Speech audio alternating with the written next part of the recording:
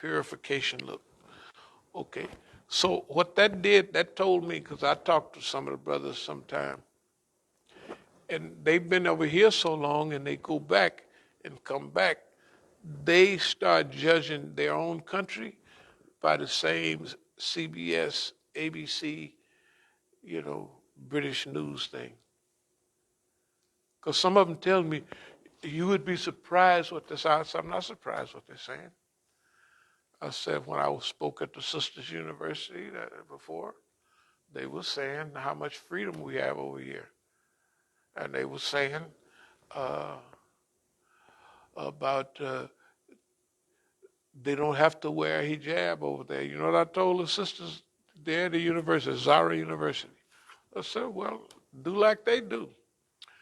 Gone out at y'all age, I said, the girls over there, they pregnant already or done had 2 or 3 abortions, and they're drunkards. They have, I said, especially the kids you see that you think are nice, and I did say, white kids. Them white girls are drunkards. Tell the truth. They binge drink on the camp, all of them, or not every one of them. They either binge drinkers, drunkards, they either funny acting, and that's what I told them. I said, y'all look at those people and you think that's freedom? I said, every one of you in here would be pregnant right now. And don't worry about a husband. You wouldn't have no husband. They don't get married in America no more, unless it's to another girl. I said, yes, they get married all the time. Girls get married. And boys do too. To each other, not to opposite sex. That's terrible. I said, that ain't the beginning of it. That's just the start. So if you like America, you follow them. That's what I told them. You like that stuff, you follow them. That's where they're going to take you. You think you don't have freedom here because you got to wear hijab. Yeah, because the person ain't going to see you till he marry you. And, well, he can get one look or two just from, you don't have to marry you to see. He can get a little look, just a little peek, And I was saying to myself, I said, man, it would be almost impossible to get married in Iran. Because one of my friends he was going around, and I said, how many interviews? Because it's an interview. And everybody got to be in it. He said, because he was taking me to a lady, to see about marriage. And he said, now, this is one I was, he said, well, I said, well, why didn't you marry her? He said, well, she was 28 and he was 35 at that time. And that was a little old, plus one of the parents didn't like us. Because, see, you got to get the whole slate, Definitely Baba got to be in there. And then dear mother got to be in there. And everybody, you know what I mean? They got to be in on it. So they was taking me around. I was staying with I went to Bandar Abbas. Now, this is a long story, but since somebody asked. In Bandar Abbas, it's on, down on the coast. So they wanted me to get married to this sister, the one that was 28. Shoot, I was 40-something at that time. That's a tender. But they don't think like that. They said that's too close. I said, shoot, man. No wonder y'all be going around, take 6 years to get married. Because they got all these little, and if one person disagree in the family, I don't like her. But everybody else do. What's up? And then, I do myself, so what's up? Well, you never know. So all that stuff. So I went down there, and they had everybody. I didn't know it at first, but the person taking me around was her brother. See, he was one of the Revolutionary Guards on the water, driving boats real. So uh, we were staying at their house, but all the family moved out, and he was there taking me all around. And we was really good friends, and he wanted it to all happen because, they check you out. Everybody's checking you out because they don't, want to be making a whole lot of mistakes. So anyway, finally, uh, it was the father. The father was from the old school. And we were in Bandar Abbas. Bandar Abbas have Persian newcomers, and they have Africans there that was there from I don't know when. It looks like Tanzania, the palm trees and everything, Bandar Abbas. It's down on the Gulf, the Persian Gulf. So it's just like, more like Africa. And now the recent people are the Persians that came from Tehran and all that, and they moved down there. Okay. The father was one of those guys. He was the richest man in town. And so I asked the brothers, what was this? So the father, I was letting him know, in my own way. I said, yeah, I down with business. I was letting a few little business hints drop, management drop, because that's what he was the richest man in town, businessman. And they figured it wouldn't be nothing because he let one of his daughters marry a German. So, but the Negro. See, remember, all the revolutionaries were like Imam Khomeini types. They was ready to go. They didn't have that racism. But the older crew, they had the Shaw's ideas. That blacks was inferior. And we're in Bandar Abbas, where there's blacks everywhere. He's thinking he's like one of those guys out there, By the way, something happened when I was in Bandar Abbas. Them big old Chevy vans, them big ones. Something happened and it went zzz, zzz, and it turned over. It was an army van. All the guys got out of the back of it, pushed it upright, all of them got back in and drove off. I said, they can't lose no war, they can't lose nothing. Suppose something turn over here, they'd have everybody taking the temperature. Right? It'd be ridiculous. Tell the truth. The van turned over. They got out, all of them, rocked the van and put it back up, started it up and drove off. I said, they can't lose nothing. They're not going to lose nothing. You know what I mean? And it's normal. You know what I mean?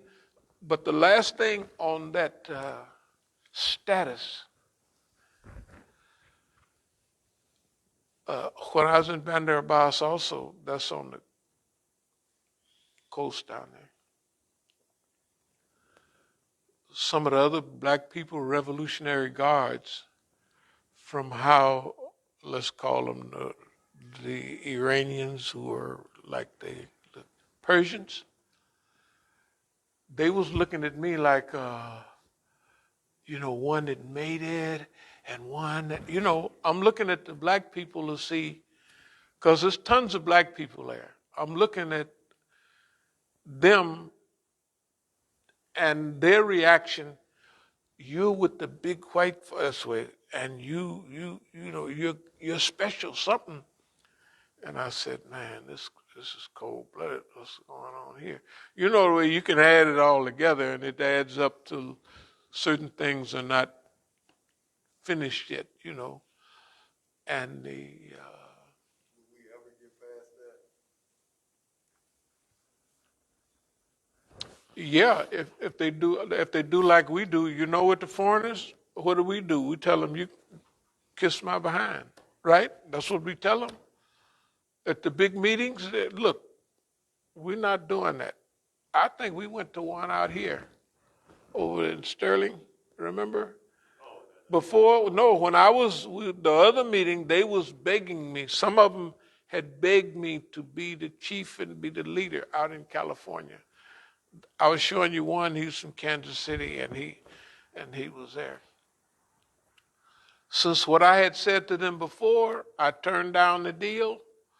They, hey, we will get through it, but we have to be just, but we have to be competent. You know what I mean?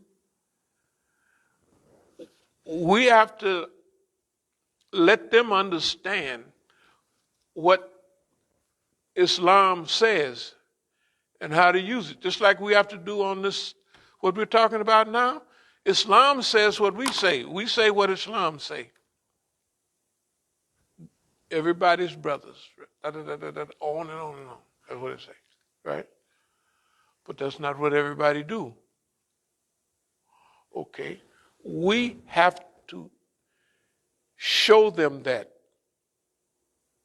And I'll close with this. We was over at Dar al-Hijra, and one of the imams, they said we was getting a big expensive advertisement in the Washington Post or something.